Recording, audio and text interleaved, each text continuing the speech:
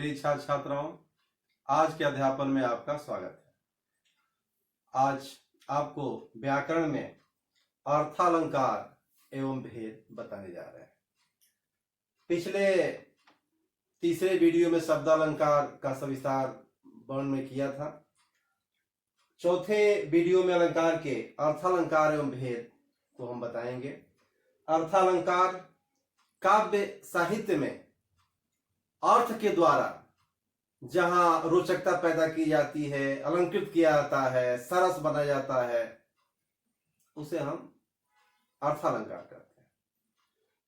महाराष्ट्र माध्यमिक बोर्ड ने अर्थालंकार में 3 भेद को पाठ्यपुस्तक का विषय बनाया है।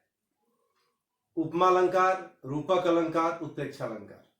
वैसे अर्थालंकार में 7 भेदों की चर्चा किया हूं, आप देखेंगे। और अर्थालंकार का वीडियो नंबर 2 जो बनाया था उसमें उसको प्रत्यक्ष बोर्ड पर समझाया गया था। तो आइए आपको आगे अर्थालंकार और उसके भेद को समझाते हैं।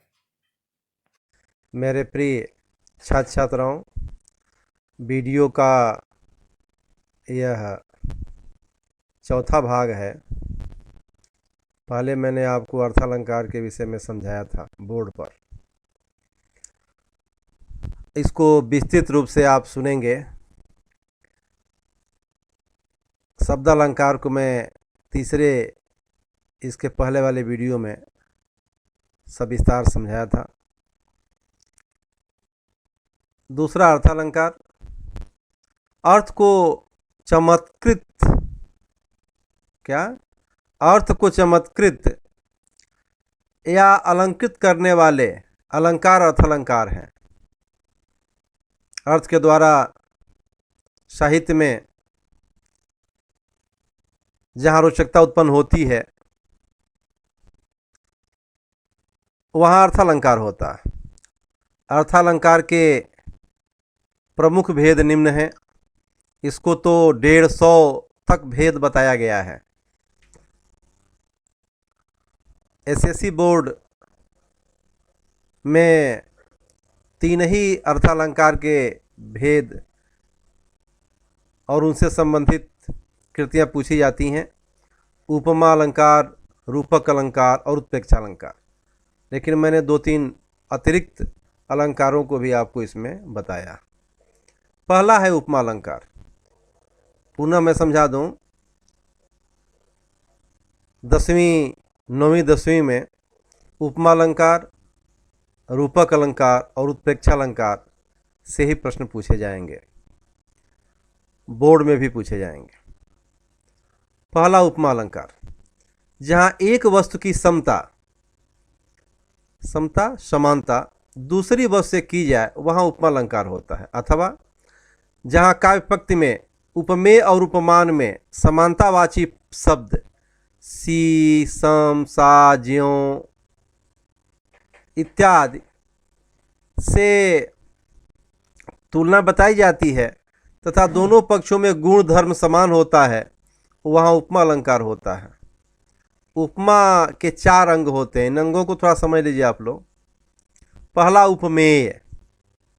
सभी अर्थालंकार के सभी उदाहरणों में, सभी नियमों में, सभी भेदों के उपमेय उपमान का ज्ञान होना जरूरी है, अनिवार्य है। तो इसको ध्यान दीजिए। और इसमें भी जरूरी है, उपमेय किसे कहते हैं? जिस वस्तु की समानता किसी अन्य वस्तु से की जाती है उसे उपमेय कहते हैं। जिस वस्तु की समानता किसी अन्य वस्तु से की जाती है। जैसे राधा का मुख चंद्रमा के समान है, तो राधा उपमेय हो गई क्योंकि इनके मुख की तुलना चंद्रमा से की जाती है। तो राधा का मुख क्या हो गया? उपमेय। दूसरा उपमान, जिस वस्तु से किसी वस्तु की समानता की जाती है उसे उपमान कहते हैं। जिस वस्तु से, अर्थात राधा का मुख चंद्रमा के समान है, तो राधा के मुख की समानता किससे की जाती है? चंद्रमा से। तो चंद्रमा क्या हो गए? उपमान हो गए। उपमा अलंकार में यह तो रहा उपमेय और उपमान। जिसकी तुलना की जाती है वह उपमेय, जिससे की जाती है वह उपमान। समान धर्म उपमा अलंकार में समान धर्म, उपमेय और उपमान में जो समान गुण होते हैं समान धर्म कहलाते हैं। और चौथा समानतावाचक पद, यह प्रमुख है, ध्यान देंगे आप लोग, क्योंकि इसी के आधार पर हम समझें कि उपमा अलंकार है। समानता प्रकट करने वाले सम, समान, सरिस, सा, सी, तुल्य, ज्यों, नाई आदि शब्द समानतावाचक पद कहलाते हैं। जहाँ भी ये आते हैं उपमा उपमेय के उपमान के बाद, कहाँ आएंगे? उपमेय के बाद नहीं आएंगे, उपमान के बाद आएंगे, तो वह उपमा अलंकार होता है। उदाहरण, नवल सुंदर श्याम शरीर की सजल, नीरज सी कल कांति थी। इसमें नीरज, नीरज, नीरज हम कमल कहते हैं, कलकांति, नीरज सी, नीरज इसमें उपमान है, सी समानतावाचक पद है और कांति उपमेय है। तो कांति की तुलना नीरज से की गई है। सी समानतावाची पद है और कल समान धर्म है, इसलिए यहाँ क्या होगा? उपमा अलंकार होगा। इसमें और भी देख सकते हैं, हिम श्रृंगों सी उच्च उमंगे, यद्यपि 3.5 हाथ तुम। हिम श्रृंगों सी उच्च उमंगे, मनुष्य के उमंग हिम श्रृंगों से की गई है। तो यहाँ इस काव्य पंक्ति में उमंगे उपमेय की हिम श्रृंग उपमान के साथ तुलना की गई है और सी साम्यवाचक पद है। अतः यहाँ दोनों पक्षों में उच्च उमंगे तथा उपमेय साधारण गुणधर्म के गुणधर्म एक समान है, इसलिए यहाँ उपमा अलंकार है। अरविंद स्वान रूप मकरंद, आनंदित लोचन भृंग पिए, इसमें मुख को कमल के समान सुंदर बतलाया गया है। यहाँ सो समानतावाचक पद है, अतः उपमा अलंकार है। इस तमाम उदाहरण में आपको उपमा अलंकार का दिया। आइए दूसरा हम देखते हैं, रूपक अलंकार। जहाँ उपमेय प्रस्तुत में उपमान और प्रस्तुत का अभेद रूप से आरोप किया गया हो, अर्थात जहां उपमेय को उपमान बिना भेद के मान लिया गया हो, जहां उपमेय उपमान में एक रूपता स्थापित होती है, वहां रूपक अलंकार होता है। उदाहरण देखिए, बीती भावरी जागरी, अंबर पनघट में डुबो रही, तारा घट उषा नागरी।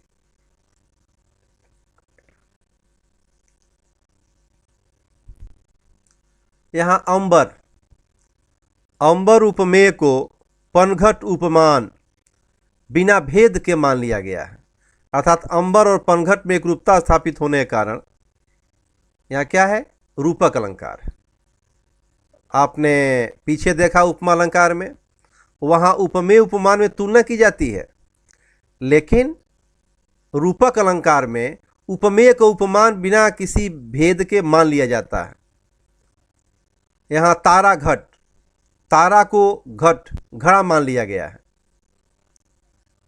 तारा उपमेय को घट उपमान बिना किसी भेद के मान लिया गया है, इसलिए यहाँ रूपक अलंकार है। और भी उदाहरण देख लीजिए, चरण कमल बंदो हरिराई, यहाँ चरण को कमल बिना भेद के मान लिया गया है,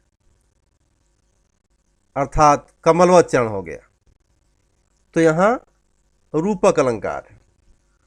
भूषण कविता वनिता के कवि स्वर्णकार गढ़ते हैं, प्रतिभा गुलशन में उनमें सुंदर पद नग जड़ते हैं। यहाँ भी इस कविता में वनिता का, कवि में स्वर्णकार का, प्रतिभा में गुलशन नगीने जड़ने वाली कील का तथा पद में न का आरोप किया गया है, अतः रूपक अलंकार। भूषण कविता वनिता के कवि स्वर्णकार गढ़ते हैं, प्रतिभा गुलशन में गुलशन से उनमें सुंदर पद नग जड़ते हैं। एक बार और मैंने आपको दिखाया सुनाया। तो यह रूपक अलंकार के उदाहरण हैं। अंबर को पनघट का रूप और तारा को घट का रूप दे दिया गया है, अतः यहाँ रूपक अलंकार है।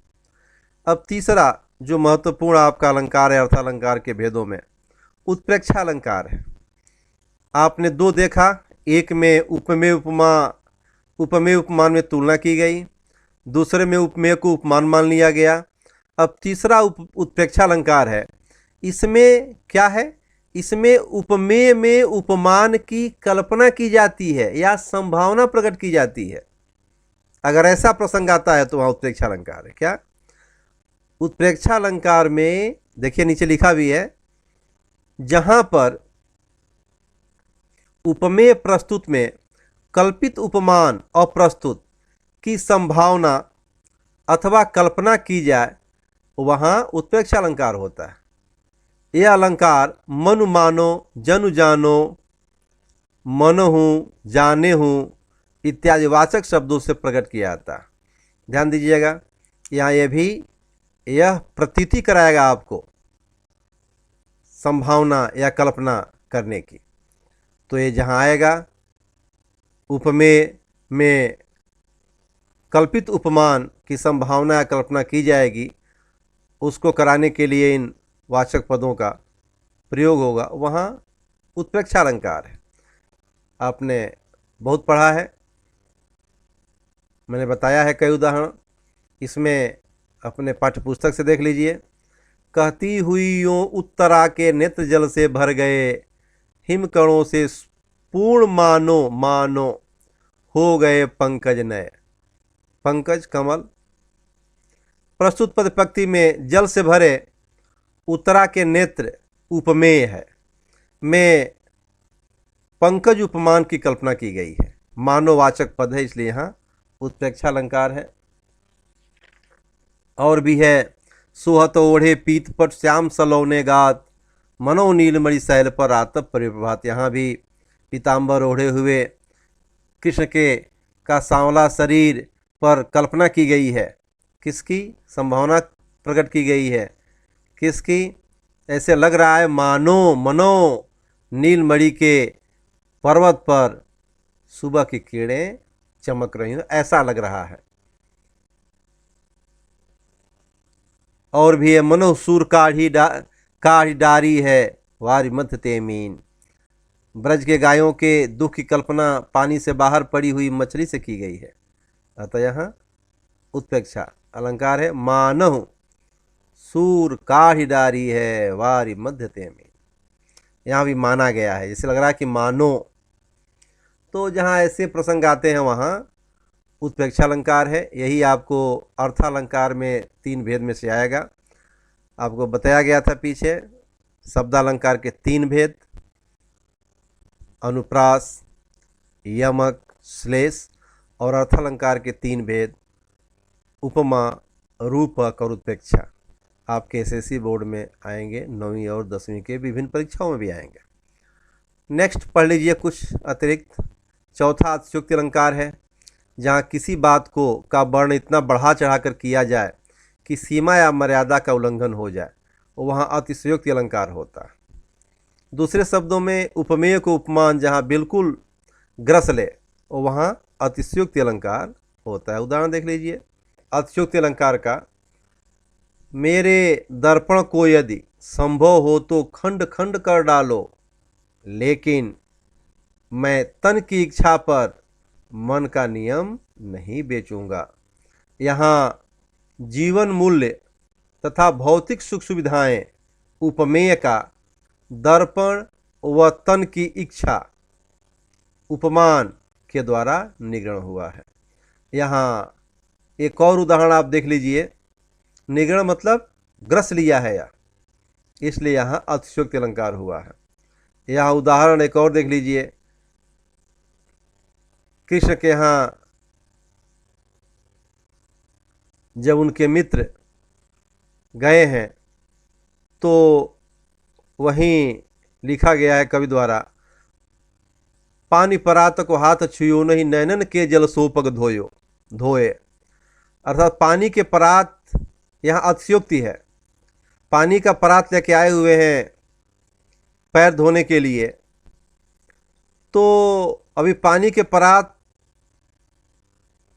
के जल को हाथ से भी नहीं छूते हैं कृष्ण, तब तक कितना वह रो रहे हैं कि उनकी आँखों से, नैनों के जल से ही उन अपने मित्र का पैर, उनके मित्र का पैर धुल गया। तो यहाँ अतिशयोक्ति अलंकार है। और जैसे अनेक जगह बढ़ा चढ़ा कर बात कही जाती है, वहाँ अतिशयोक्ति अलंकार होता है। जो संभव न हो वैसी काव्य प्रकृतियों में जहाँ वर्णन किया जाता है वहाँ अतिशयोक्ति अलंकार। पांचवा अन्योक्ति अलंकार। अन्य उक्ति यस्य अन्योक्ति, अन्य पर उक्ति करना। अन्योक्ति अलंकार ध्यान दीजिए, जहाँ प्रस्तुत के द्वारा अप्रस्तुत का वर्णन किया जाता है, अर्थात किसी की बात किसी और पर ढालकर कही जाए, वहाँ अन्योक्ति अलंकार होता है। जैसे एक उदाहरण देख लीजिए, करि फुलेल को वाचमन मीठी कहत सराय, रे गंधी मति अंध तू अतर दिखावत काय। मूर्ख व्यक्ति किसी बहुमूल्य वस्तु को नहीं पहचानते। यह कवि का प्रस्तुत कथन है। वह कह रहा है कि मूर्ख व्यक्ति, यही कहना चाहता है कि मूर्ख व्यक्ति बहुमूल्य वस्तु को नहीं पहचानते। इस कवि का प्रस्तुत कथन है। इस बात को सीधी न कह करके अप्रस्तुत रूप से गंधी को संबोधित करते हुए कहा गया है कि तू गंवारों को फुलेल क्यों दिखाता है, वे उसका क्या मूल्य समझेंगे। अन्य भी देख लो, बिहारी ने लिखा है, स्वार सुकृत न समृथा देख विहंग विचार, बाज पर आए पानी पर तू पंछिन न मार। यहाँ राजा जयसिंह, जब राजा जय सिंह को संबोधित करते हुए बिहारी ने पद लिख करके उनको दिया कि अरे भाई, तुम तो अपने देसी राजाओं को दिल्ली सल्तनत के पक्ष में आकर के और उनको अधिकृत करके और दिल्ली मिला रहे हो।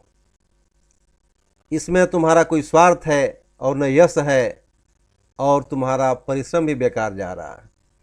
तो इसी पर उन्होंने संबोधित करते हुए पक्षी अर्थात बाज पक्षी को संबोधित करते हुए बताया कि स्वार सुकृत न श्रम था, ऐ बाज पक्षी, जो तुम पक्षियों को मार रहे हो और उस मारने में तुम्हारा कोई न स्वार्थ है, स्वार्थ अर्थात लाभ, न ही तुम्हारा यश है, प्रसिद्धि हो रही है उससे, बल्कि तुम्हारा श्रम भी बेकार जा रहा है, व्यर्थ जा रहा है। इस पर तुम विचार करो। यह राजा जयसिंह को उन्होंने लिखा था। तो इस प्रकार यह अन्योक्ति अलंकार है। यहाँ छठवां अपहनुति अलंकार, जहाँ उपमेय सत्य बात का निषेध कर उपमान मिथ्या वस्तु, मिथ्या बात मतलब गलत, का आरोप किया जाए, वहाँ अपहनुति अलंकार होता है। जैसे मैं जो कहा रघुबीर कृपाला, बंधु न होए मोरे यह काला। प्रस्तुत का पंक्तियों में सुग्रीव अपने भाई बाल के विषय में राम से कहता है कि यह मेरा बंधु नहीं बल्कि काल, मृत्यु है। यहाँ बंधु उपमेय का निषेध करके उपमान काल का आरोप किया गया है, अतः यहाँ अपहनुति अलंकार होगा। और एक अंतिम और देख लीजिए, विरोधाभास अलंकार, जब दो विरोधी पदार्थों का संयोग एक साथ दिखाया जाए तब विरोधाभास अलंकार होता है। उदाहरण दिया हुआ है, या अनुरागी चित्त की गति समझे नहीं कोय, ज्यों ज्यों बूढ़े श्याम रंग त्यों त्यों उज्ज्वल होए। अरे भाई, यहाँ श्याम यानी काले रंग में डूबने पर कोई उज्जवल हो जाता है क्या, सफ़ेद हो जाता है क्या? यही विरोध है, विरोध का आभास है। श्याम रंग में डूबने पर कोई उज्जवल तो होता नहीं है, पर यहाँ श्याम का आशय कृष्ण है, उनके रंग में डूबने पर चरित्र उज्जवल हो जाता है। इस प्रकार कथन में विरोध का केवल आभास है, वस्तुतः विरोध नहीं है, इसलिए यहाँ विरोधाभास अलंकार है। इसमें और भी है, सुलगो अनुराग की आग वहाँ, जल से भरपूर तड़ाग जहाँ। तो यह विरोधाभास अलंकार है। आप को अर्थालंकार बताया गया, समझाया गया विभिन्न उदाहरणों के द्वारा। आप अपने पुस्तक में दिए गए उदाहरणों को इसके आधार पर समझिए और उसको दोहराइए, उससे पढ़ करके यह ढूंढने का प्रयास कीजिए कि यह कौन सा अलंकार इनमें होगा। पाठ्यपुस्तक के सभी जो पद्य हैं जो आपको स्वाध्याय में दिए गए हैं या अन्य जगह, उन्हें आप समझ करके उसको पहचानने का प्रयास कीजिए। धन्यवाद।